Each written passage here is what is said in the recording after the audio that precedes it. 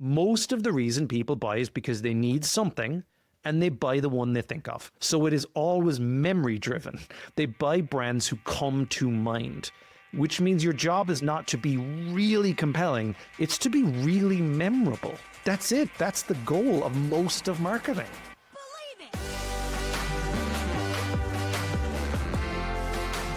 Welcome to the Believe in Brand podcast. In this episode, I have a deep philosophical conversation with Liam Moroney.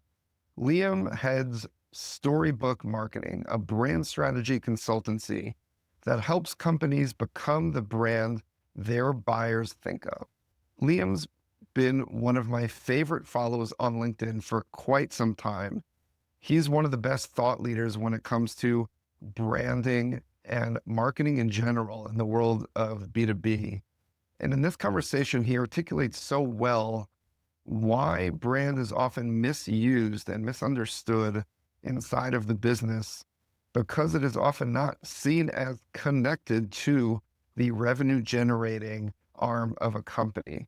And he explains that really the opposite is true, that brand's role is to maximize the amount of opportunities for buyers to enter the buyer journey and become deals and become closed won. And brand is often the most effective way of getting those buyers to prefer us even before they enter that journey. He goes wide and deep on the topics that I am most passionate about of brand's central role in unlocking opportunity in a business. I can't wait for you to hear his wisdom. So without any further ado, here's Liam. Let's do it. All right, Liam Moroney, thank you so much for joining the Believe in Brand podcast.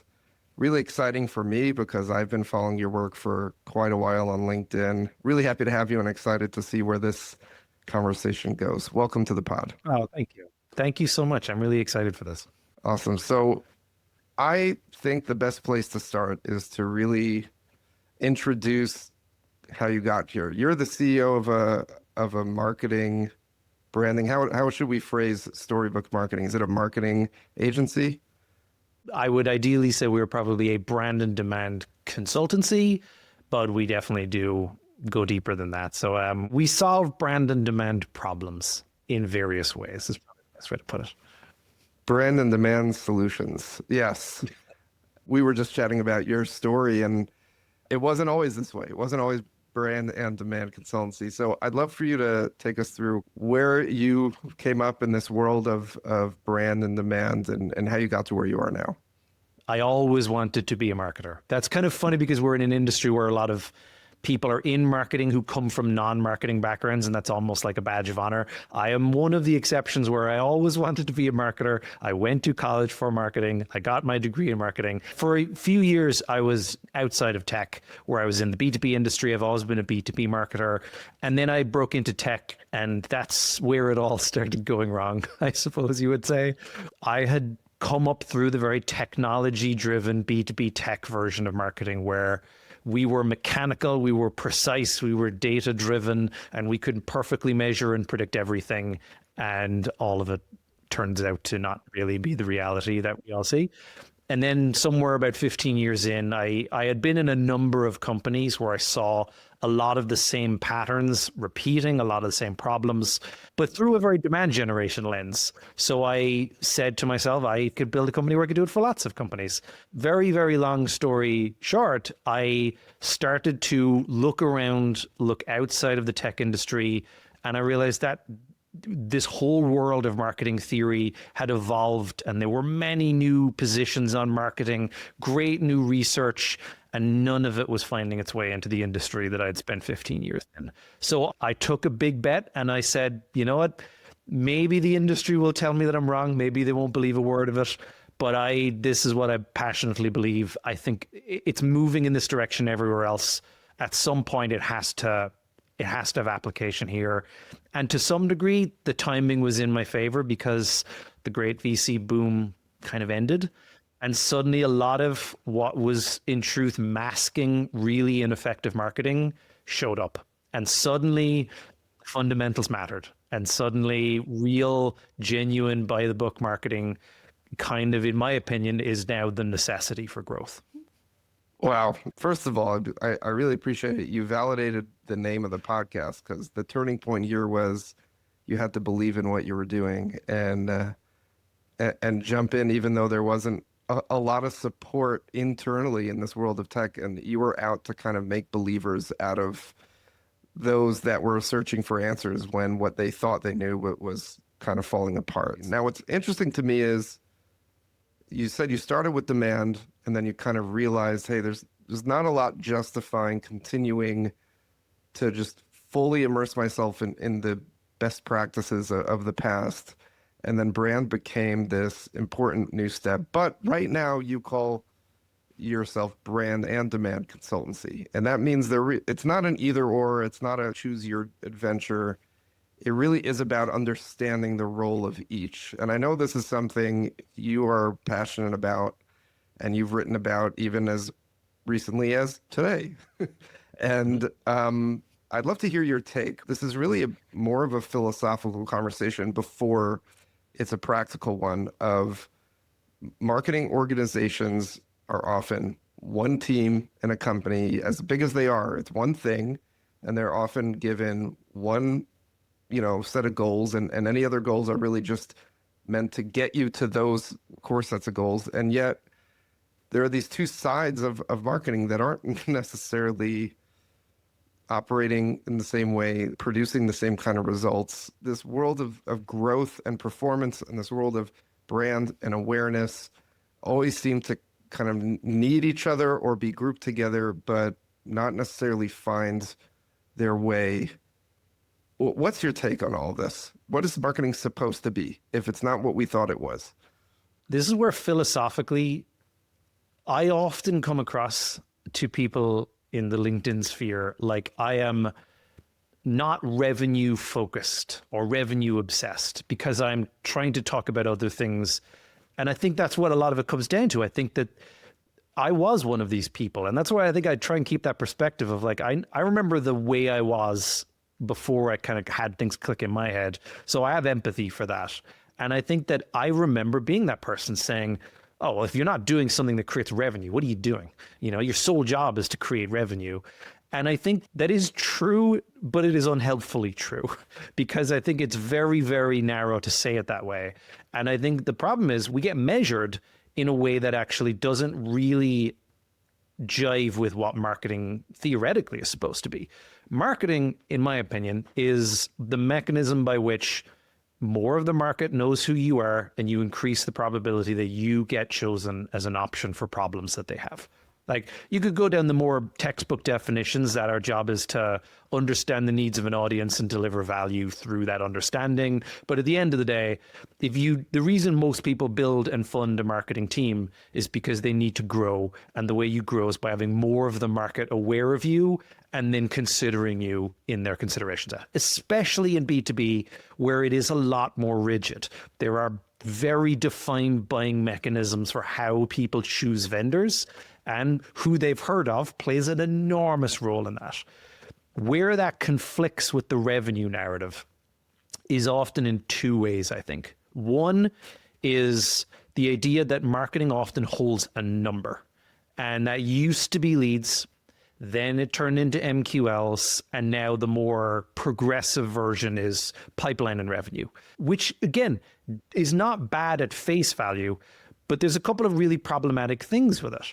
One of which is if marketing owns a portion, so marketing's job is to contribute 20% of the pipeline, 40% of the pipeline, whatever that number is, the question then becomes, does that mean marketing has no responsibility for the other 70%, 60%, whatever? Because it doesn't, because marketing will be blamed if in which they miss the other numbers. You end up with this kind of problematic thing where marketing is responsible for growing awareness in the market, but is only given credit for a percentage contribution of the pipeline. So therefore, one of those two things doesn't match the other, and something's wrong with that dynamic. And then there's the other problem, which is that when you really say marketing's job is to produce pipeline, then you end up with a marketing function that is largely a bottom of funnel conversion optimization, lead generation, sales enablement function. And that is what I think a lot of the industry became for a very, very long time. And I think that as much as we're trying to shift out of it, when you look at everything through the lens of conversion, then you end up treating everything like a conversion opportunity, and then brand takes a backseat. So in a lot of ways, John Miller has been a very vocal person about this. He and many others like him invented the whole measurable progression, marketing, lead scoring, all of that predictable revenue model. And now he himself is saying that we kind of killed marketing in the process because we over indexed on measurability. And it turns out that a lot of brand is not instant and is not instantly measurable because it occurs inside of people's heads. And that's what brand always was.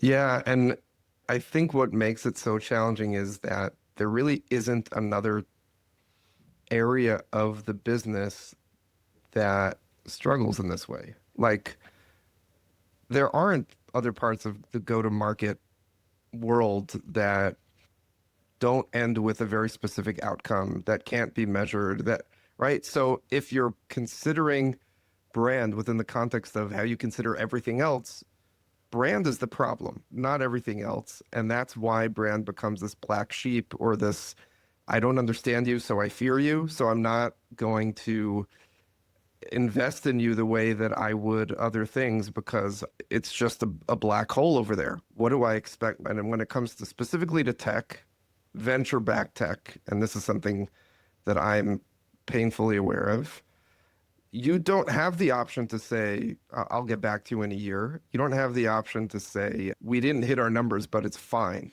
because we're building something better. It's their money they're asking you to answer for.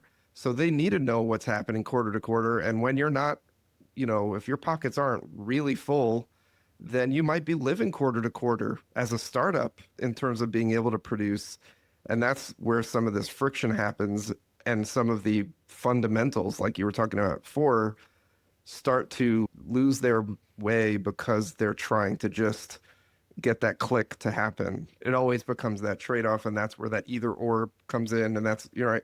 And it really does come back to, okay, if I know what I'm trying to do and I know how people work, then this isn't how you do it.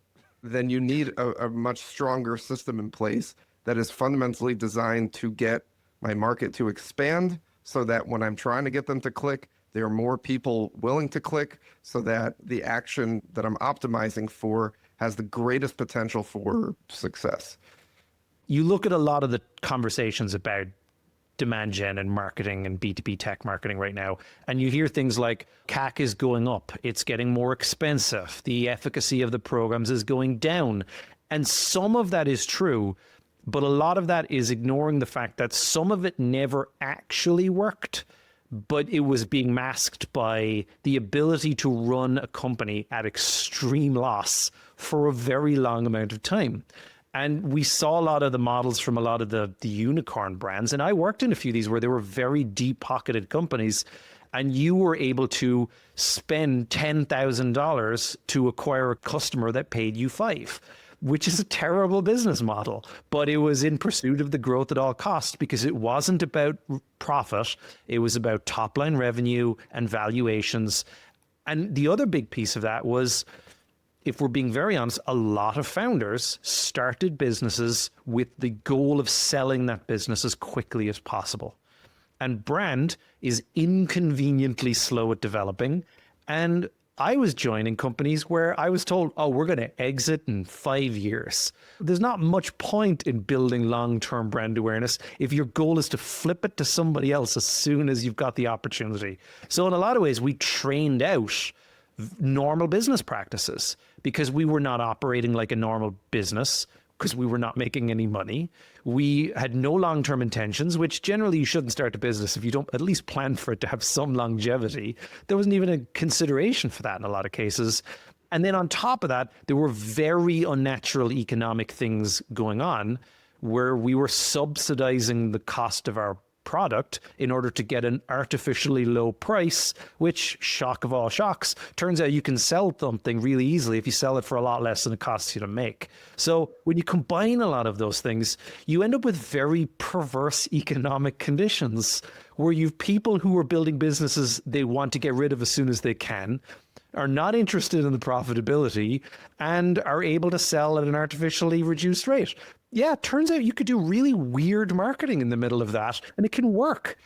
And then once all of those conditions start to evaporate, you start to realize, oh, wow, it turns out it's really hard to compete. And I think the one place where a lot of these tech companies did see this is when they do the inevitable move up market. And then you hit the real dynamics of, oh, wow, there are really significant blockers in place that are brands that have to be aware that there are preferred brands, there are buying dynamics, there's a lot of risk involved, procurement. And it turns out that, yeah, suddenly like lead gen doesn't get you in those doors anymore. Yeah. And I think there's just, if we want to talk about marketing fatigue, we're probably even post-marketing fatigue. The fact that who's clicking on a display ad now out of genuine curiosity for a technology or a capability or a value that they didn't know about somewhere else. And if they are clicking, it's probably because the brand did all of the work, right, to make that click matter to them. If you're selling enterprise software, which is something that I'm, involved in, the traditional marketing methods are just completely irrelevant to executives, to C-level, who don't buy anything the way that any other, even business, would consider buying. The way that their behavior around technology purchasing is so different. The messages they need to see are so, like, they need to be visionary. They need to talk about even their aspirations for their legacy. They need to talk about the transformational impact for a business and not just the practical benefit, right? There are all these different dynamics that just don't show up if you're just trying to get the click, if you're just trying to get them to a landing page, and it just feels woefully nearsighted. And yet, like you said, you could do great numbers with getting people to hit that landing page and download your ebook and show up on that website and convince yourself it's going great. And that's maybe the real problem.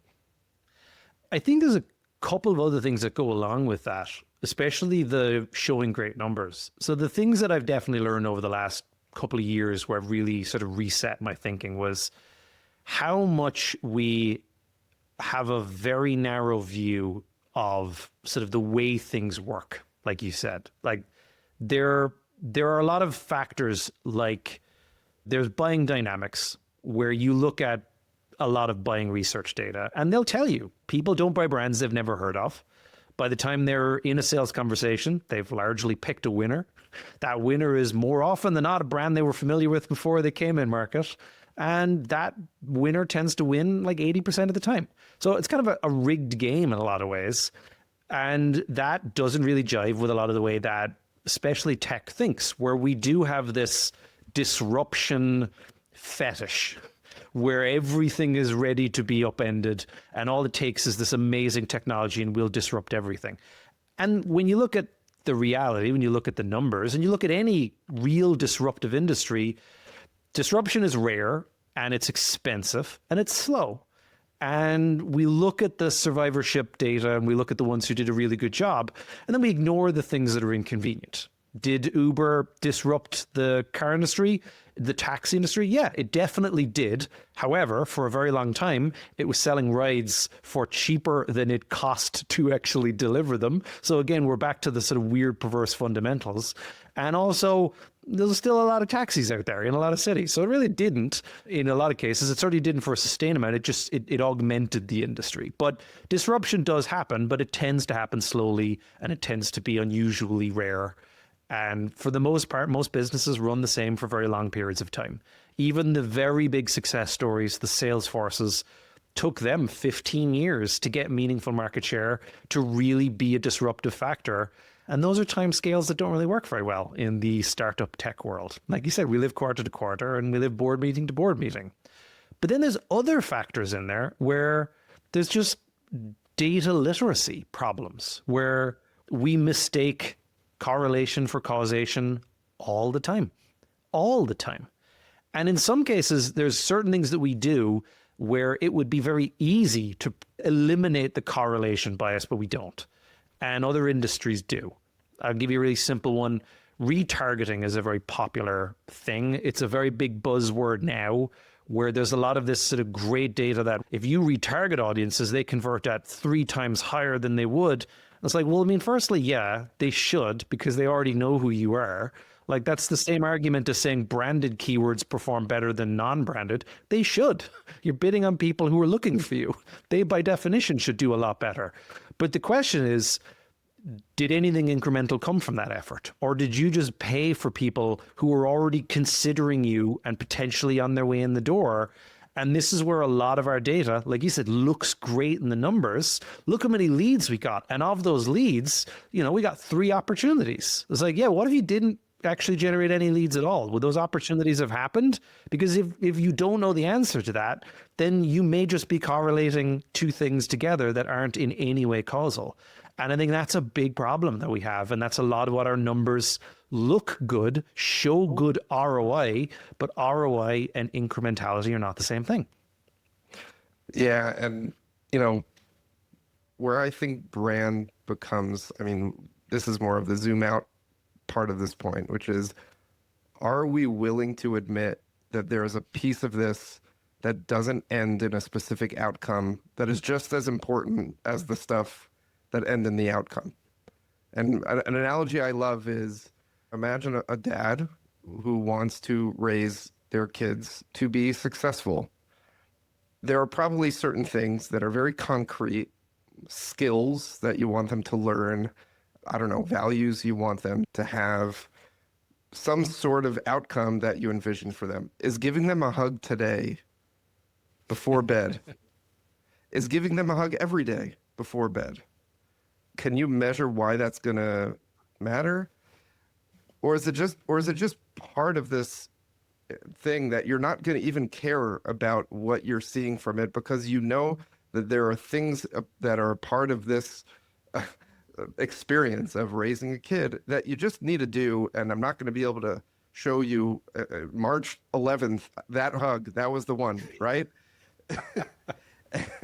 and it's not a perfect analogy, but it highlights the fact that when you're trying to get people who have no reason to give you their money to give you their money, there are intangible parts of this that you cannot ignore because you know how it exists in other parts of your life, and it exists here, maybe even more importantly in B2B than anywhere else, where they're not just buying a Coke over a Pepsi. This is an investment that's not their money, and their career might be on the line, depending on how important this decision is. You're getting in a relationship with them. You're asking them to marry you in a way, and you need to understand that the part of, that comes before the click is really actually what's going to decide whether the click happens. So it almost feels obvious when you frame it in those scenarios outside of business, and then it comes here, and then we run into those venture-backed things and all of the noise that seems to get in the way. I want to bring us back and maybe start getting practical here. You've really put a stake in the ground in for quite some time that I've been fascinated by, is this need to really think of these 2 branches of marketing as separate disciplines that are obviously working towards the same goal, but are doing it in fundamentally different ways and should be treated as different things. And the challenge there is often marketing, led by a CMO, is responsible for a number. And anyone outside of marketing does not care about anything that came before that number or that softly contributed to that number in ways I can't describe. When you have these 2 disciplines, it's easy to kind of think of brand and demand as, help me hit that number. I don't care if there's different, styles. One of you is an artist, one of you is a scientist, right? Like that type of thing. Just help me hit the dang number, right? So It's deeper than that though. And the whole point is maybe that's the mistake. So take me into your world or how you think about actually setting up these two disciplines inside of a marketing organization. Again, not just we need to split them up, but what does it actually look like and how are we setting each of those up to maximize their effectiveness? You kind of have to kind of start a slightly different place, which is that all of the data says this is how it works. All of the buyer research data regrettably says the unpopular thing, which is that marketing has a number to hit this quarter. Here's an annoying truth about B2B marketing. Virtually nothing you do this quarter will result in pipeline this quarter, bribing people or giving away the product. It doesn't work any other way because the buying process is quite long. Like even if you have an average product that, let's say in B2B considered tech, 60 grand a year typical ACV, you probably have a 90-day sales cycle. And let's conveniently say 90 days. That means that by absolute definition, the shortest possible time that you could generate pipeline is next quarter. The shortest, because the deal cycle is just too long, the buying cycle. But then when you look at any of the real buying research data, it will say that the actual process by which people buy is about 70% before they talk to sales and then 30% once they're in a conversation with sales, which means that your now 3-month seemingly sales cycle is actually probably like a 12 to 14-month buying process. And then all of the data says that the ones who win 80% of the time, this was from the 6 Sense study, the Gartner study, were the ones that they thought were going to win at the very start. So the kind of inconvenient truth comes up that if you want to win a deal this quarter, you better have been in their consideration set a year ago. That's not a great thing. That's a kind of an unpopular reality, which means you're left with this realization that you need to be doing things that put you explicitly in that consideration set. In fact, all of the data would say, if you really want the best bang for your buck, it is not optimize for conversion rate at the bottom of the funnel, because so much of that is predetermined and so much of it is wasteful. Like if you're one of the outside shots, if you manage to get into a deal late in the game, right before they buy, you have a maybe 1 in 20 chance of actually winning that deal. That's not great odds. It kind of feels like the best thing to do is spend your time getting in on the day one consideration set, where you've essentially won because they have a whole load of confirmation bias that they're trying to justify the purchase. So the data kind of just says that this is where the wins are happening. Like you're taking the hardest path there if you're trying to performance market your way only. Yeah, and before you continue on that, I think it's so important that I want to emphasize. And what that means, the way I process it is 12 months ago, giving them an opportunity to click and to begin a buyer cycle will fail. Meaning they're not there yet. And therefore, if you're running the type of demand gen motion where you're trying to convert them into a lead with the hopes that even if they're not there yet, because you know they're not there yet, they're somehow just going to be there because it's showing up. It's not. They don't click it. They're not entering the buyer's journey yet. They're not ready. They're not in your market because they're not aware of you yet, or they don't understand why they need you yet. And to me, what makes this so important is that 7, 8, 9 months before the sales journey starts isn't about the click. It's about getting in their heads. And you almost don't want them clicking. Obviously you would if they're up for it and they defy the odds, but you don't want them showing up before they know what they're doing. It's going to fall flat. It's dead on arrival. You want them showing up when they want what you're selling. And that's the whole journey beforehand. And that's where this awareness side or this brand side is actually a part of the journey. It's not just, some 100%. hidden magic. Yeah. 100%. Like to try and performance market your way through there, you are competing with the very long odds of getting your timing right and the even longer odds of being considered as an outside vendor they've never heard of. Like it's the worst possible way to grow.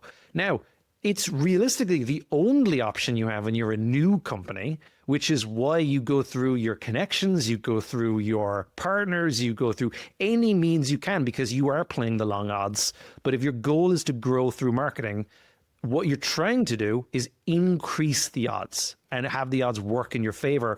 And there are fewer, more leveraging things than brand. Because back to what you're talking about, B2B and B2C, in B2C, a lot of time brand represents sort of a combination of desires. Like, I want that because that represents something that I want.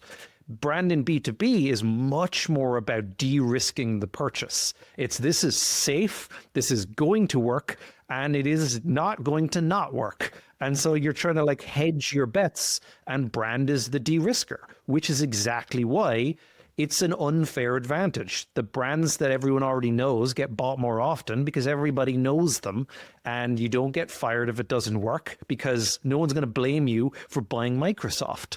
But they will blame you if you bought the better tool that no one heard of and it didn't deliver. You look wrong in that regard. So brand is, in a lot of cases, hedging bets and saying, don't worry, this is a safe decision on your part. And so like a lot of that's the reason. It's the big, great de-risker. And I think the other important part of why I think of it as two distinct motions, beyond the fact that, again, much smarter people than me would define it that way. Like the IPA, Field and Binet, like all of them would say that there are two distinct motions. And those motions don't work together. They don't happen in the same linear model. That's very important, because the way brand works is not the same way that performance marketing works. Performance marketing is the actions that people are taking. You are trying to get them to do something. And that is click a button, fill out a form, enter a sales process, give us your credit card information, whatever it happens to be. Brand marketing is purely about, I want you to remember me in connection to this thing that I solve, so that when you have this problem, you think of me above everybody else. Which means that the goal is not, I want you to know who I am in order to get you to give me my credit card information, because those two things happen in two very different timelines in a completely non-linear way with no predictability. I can learn about you today, but I may not need you for 2 years, which means you need to keep me thinking of you for 2 years. And everyone's timeline is different, so you cannot have them as the same thing. They are two distinctly different things. One, create memories with your buyers, live in their heads in association to their problems. And then on another motion, harvest as much of that as you can during the moments they actually do need you, and be as available as possible, as visible as possible, and as easy to buy from as possible. That's it. Those are the two big motions, and there is overlap between them. And that, I think, is an important thing. Like they're not black and white. There are no two buckets where you go, that's not a brand thing. Sometimes they're both. An event is often both. An event is where people learn about you, and it is where people who already knew about you come up to your booth and have a conversation with you. They can and do accomplish both things. But once you understand you're trying to accomplish two distinct things, that's when it starts to matter. You mentioned that the nature of brand and B2B is really about the level of comfort in making a very important business decision, the de-risking, right?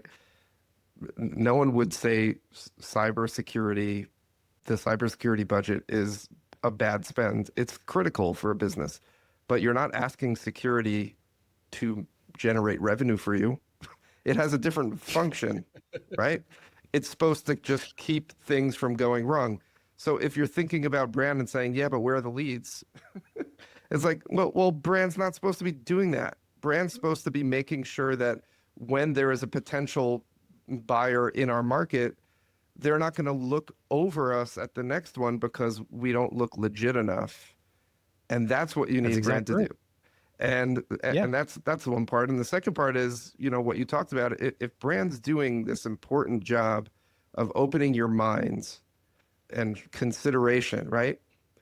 Often the coupling that with, so you want to buy it, it often works against that whole process if it's brought too close together. If we're saying, I want you to remember us for when you're ready to buy, but right now when we're creating memories, like, hey, you want to buy it? now, right? Like, how about now?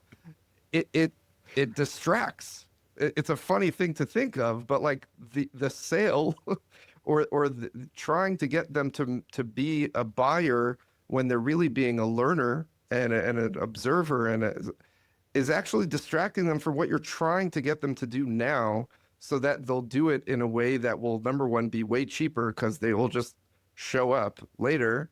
And number two, more effective. They don't have the objections that they would have now before they understand and appreciate you. The journey would go slower. The cycle will go, will end sooner. It's almost like the more you appreciate the unique role of each, and the more you actually intentionally separate them, the more effective they'll be at their job because they have two separate jobs.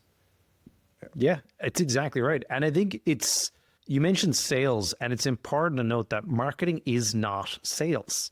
And it is definitely not sales at scale, which is a very common position that our industry takes, because we think its job is to feed sales with more or take the message and amplify it.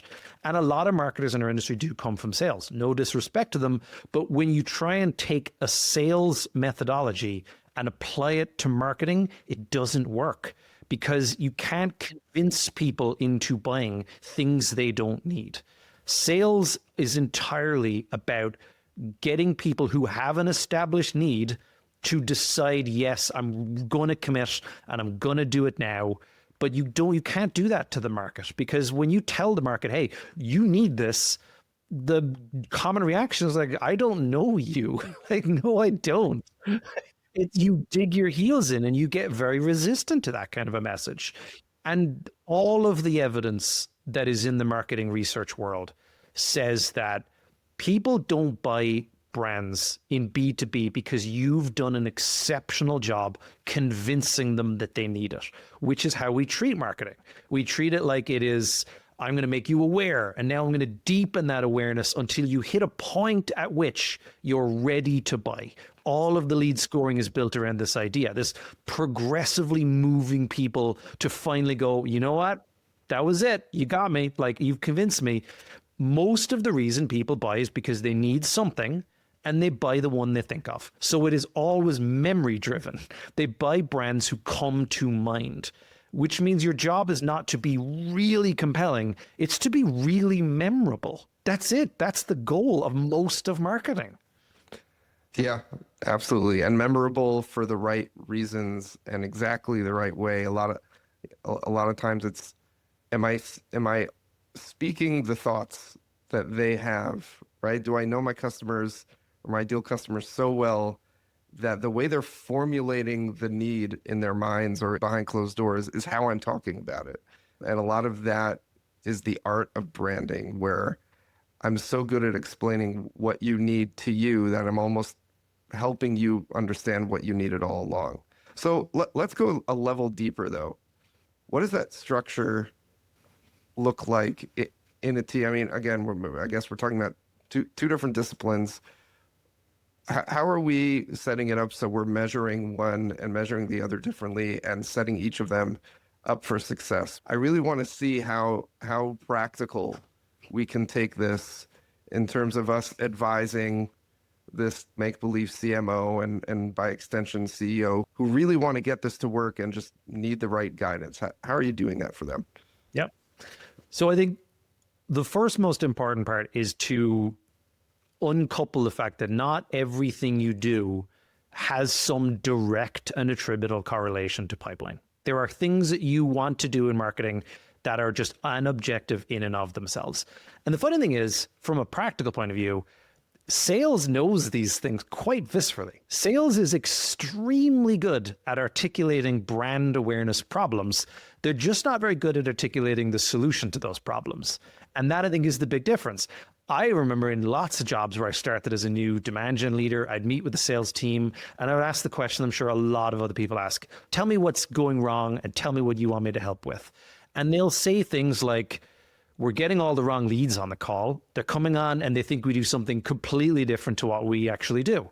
Okay, that's a clear brand problem because you've done a poor job of explaining to people who you are and they're thinking of you in the wrong context. That's an immediate brand problem. Or, just as reasonable, Like they don't know who we are at all. We get them on a call, like they downloaded these ebooks and we get them on a call and they're like, who? Like I've never heard of you. And then there's the other version, which is we're always late to the deal. We get included in the RFP, but we're number 4 and we lose every single time. And all of these are brand problems. They're all consideration set issues and brand perception issues. So if you take that for what it is and you say, would solving those as standalone goals be valuable to the business? Would it be valuable if more of the market knew who we were? Sales would say, yes, of course, hugely valuable.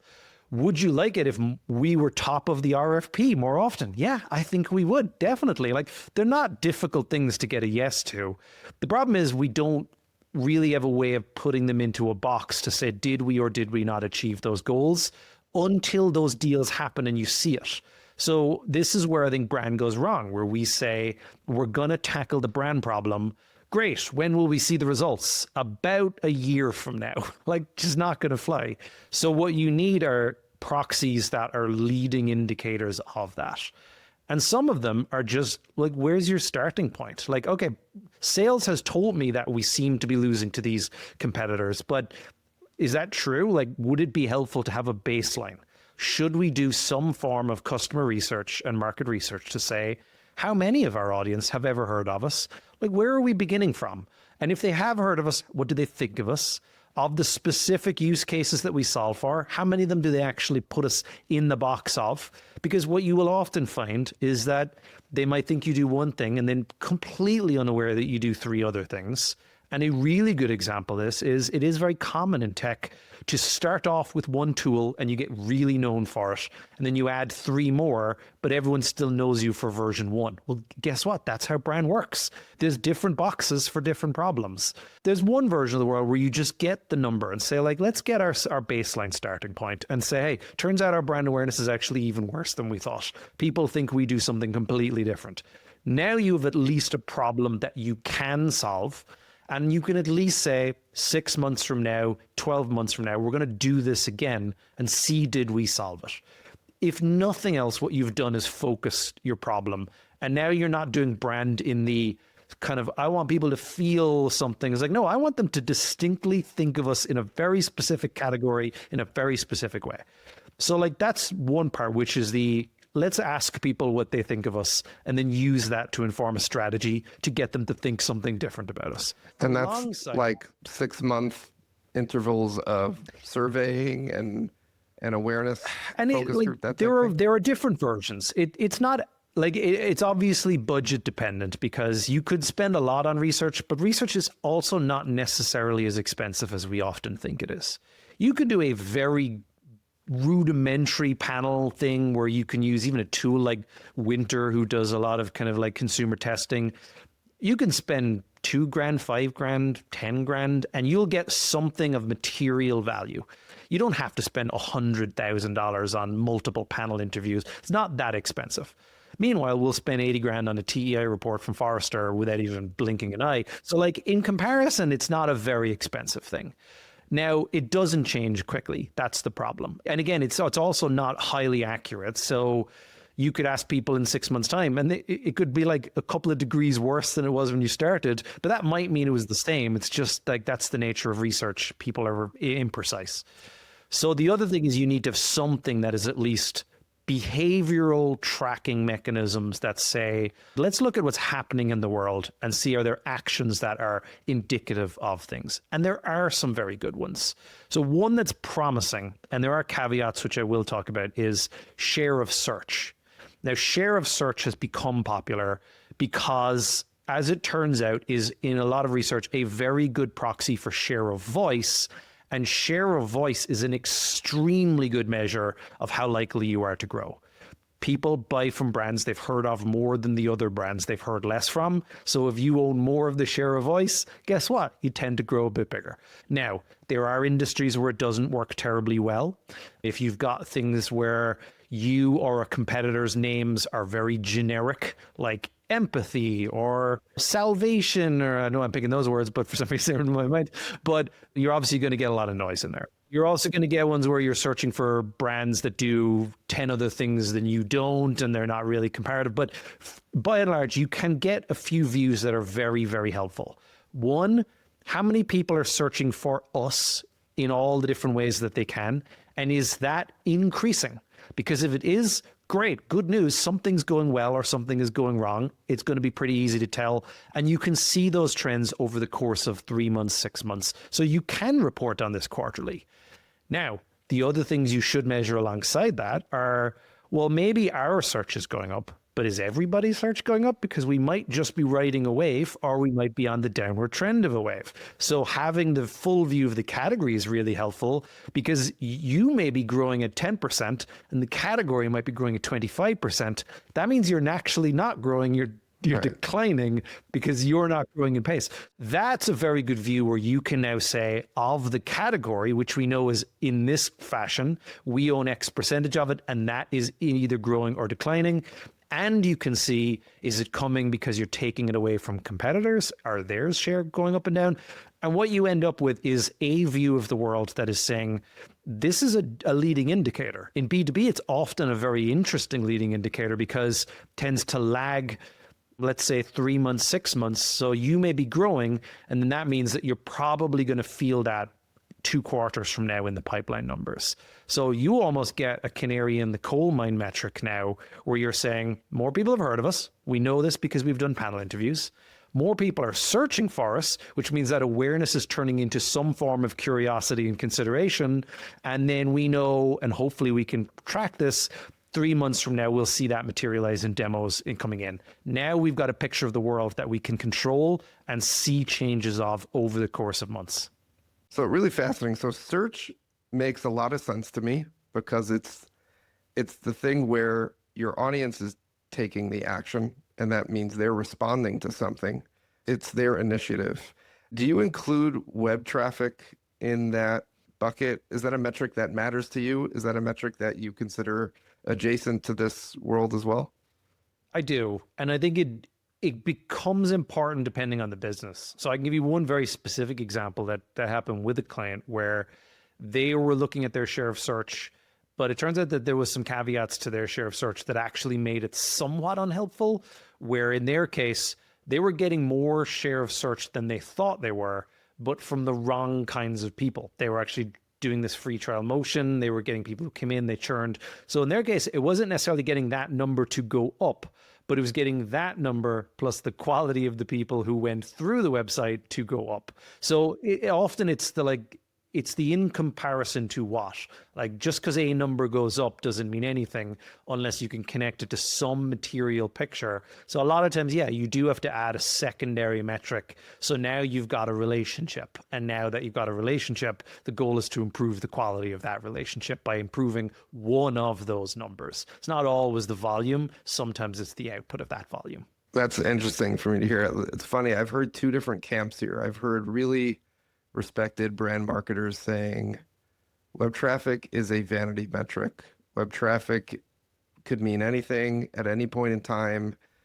For you to say any sort of metric based on web traffic makes what you're doing a success is just selling yourself an idea. And then there are others that are like, hey, the point is to get people to say, I want to learn about them. I want to know about them. And if your website doesn't suck, then getting them there is really the number one thing you could hope to do on the internet. You can't really hope for better than that. And I think both of them are right in a way, if that makes sense. I think things are vanity metrics if you can't put them into a picture that says that this improves material outcomes because this metric is going up or down. So yeah, if you just say, hey, our traffic is twice what it was last month, yeah, okay. But if you don't have a clear way of saying twice as much traffic means twice as many inbounds, then no, it's not a useful metric. So it's only useful if it completes a picture and is part of a relationship where when one goes up, something else materially goes up. And direct traffic and organic traffic are often good proxies for saying more people are at least finding out about you and they're at least looking at you, Whether or not that turns into downstream actual behavior that results in sales depends on a lot of factors, one of which is your website any good, or does it confuse the story that you spent your time trying to tell somewhere else? So a lot of it goes back to the, do we understand our audience? Do we understand how they buy, how they research, where they research, who they trust information from, who they don't? And then you can place all of these pieces in there, because there are cases where nobody searches for your product and they find you through a marketplace. That's an entirely different business that only you could find out if you actually knew about how people buy. So it's always contextual, and it's always different for different businesses. Sure. What you were talking about before really, really stuck out to me, and I wanted to make sure to come back to it, because I think this is really like the core of what we're getting at here, which is the things that sales would love for you to solve for them, right? Which is being first on the RFP, right, instead of fourth. Customers already handling their own objections instead of showing up to a call saying, what do you guys do again? Or can I even trust any of this? Some of them are very measurable, right? The RFP is a number, right? What number am I on? Some of them are just hearsay, these kind of soft experiential metrics, if you want to call it that way, right? They belong in other places. They show up in other places. Brand cannot actively measure them. Brand can only hope that others remember them. These are not metrics that sales are being asked to care about or to keep track of. And yet those are the number one indicators, right? Being able to talk about sales cycle going from, 6 months to 5 months. I don't know if there's any more clear correlation in terms of brand consideration versus any other cause that could make a sales cycle get shorter. And yet those most important things are not owned by marketing, and certainly not owned by brand. And in order to appreciate that as a business, it simply requires those not part of the brand team to understand the value or the unique role that brand plays without needing to force a metric out of it, but to just understand that it's meant to be there. I totally agree with that. And I think it comes down to brand being seen as an investment asset that increases the company's ability to grow much more than any other mechanism that they have the ability to influence. So, perfect example of this. One of the most valuable things that comes along with a strong brand is the ability to charge more money. That is a huge factor of brand. Pricing power is enormous. When you can charge more money, you make more profit. When you don't have to discount as often, you make more profit.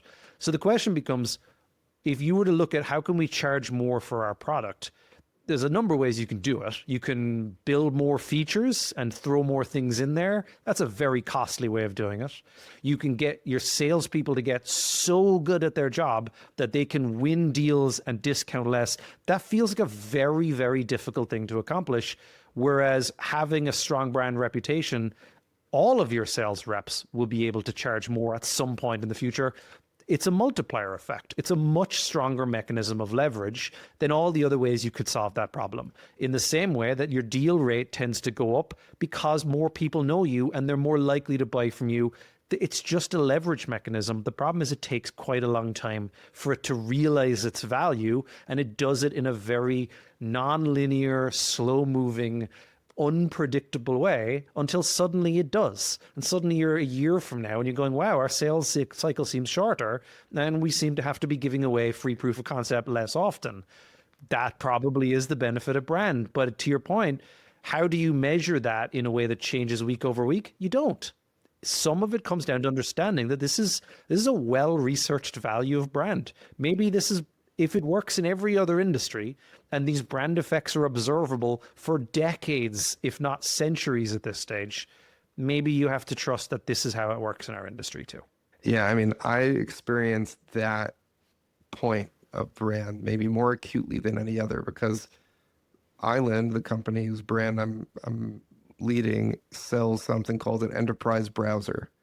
And the alternative to an enterprise browser is a free browser. So any price is already raising the price, right? Now, it's not actually a free browser because it's really the free browser and the very costly IT and security tools you need around that free browser. And we're saying, hey, do you need all of that? Or can you just use this? But we actually have a small but very competitive market of others who are undercutting us in a way that makes it laughable because they're desperate to get that top of line and get that traction. And they're basically giving it away.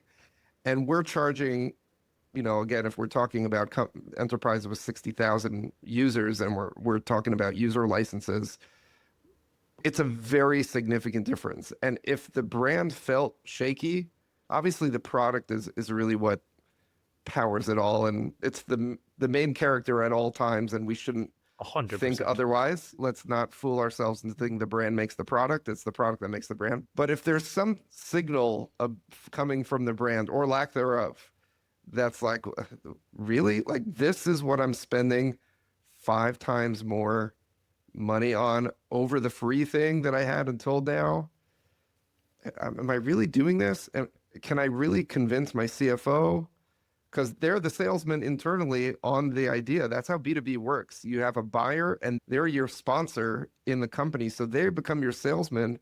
Now they need to be convincing, and they're using your brand to make the case for either adding a budget line or swapping something out and putting you in that budget line.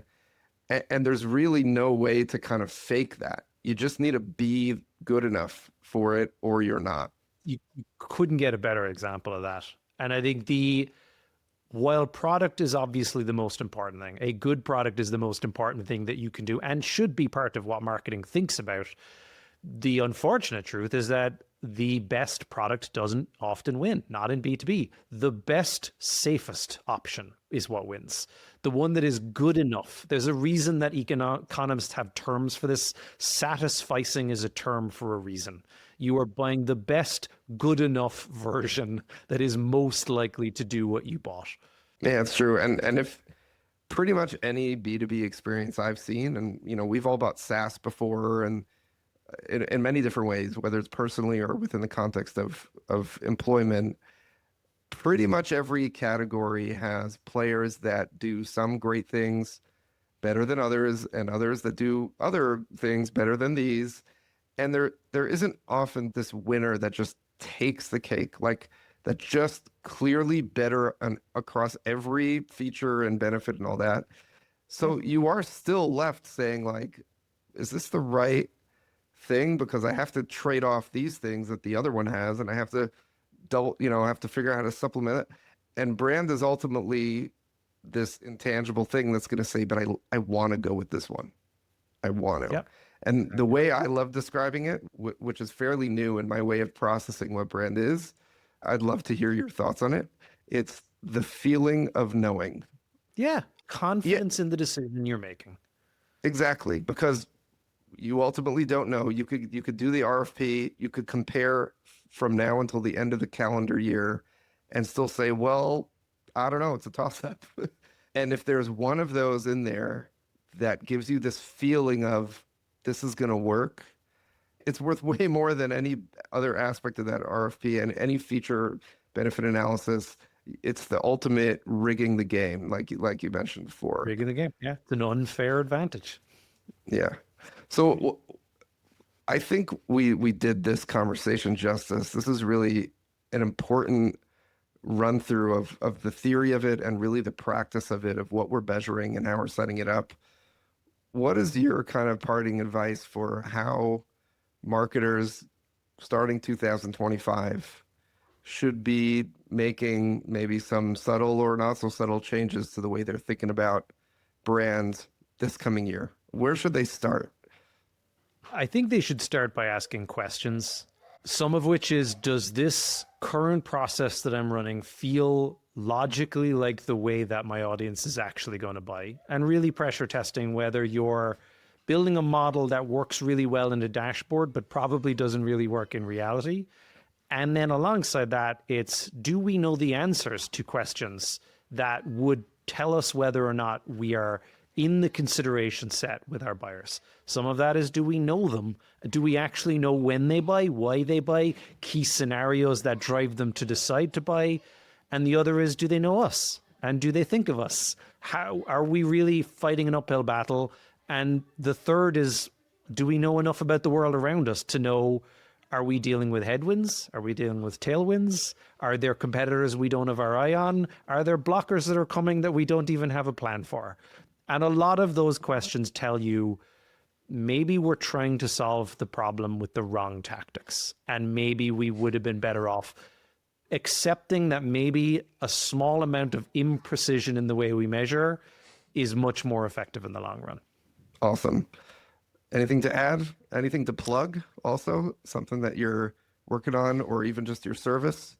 If you have an interest in rethinking how you're approaching marketing, and if you think the current way that you're trying to do it feels like it might be incomplete, I would love to have a conversation. If not, I'd love to talk and get to know on LinkedIn. I certainly spend a lot of time on there trying to evangelize ideas I feel very passionate about. And I think if nothing else, I would plug, look outside of the industry that we're in and see how far the rest of the marketing community has come, and be open to the idea that maybe we're not so unique that we need highly specialized B2B SaaS solutions for our marketing. Maybe we can learn from the rest of the marketing, of which there is so much that we do not know and that the rest of the industry takes for granted. Let's stop being a marketing island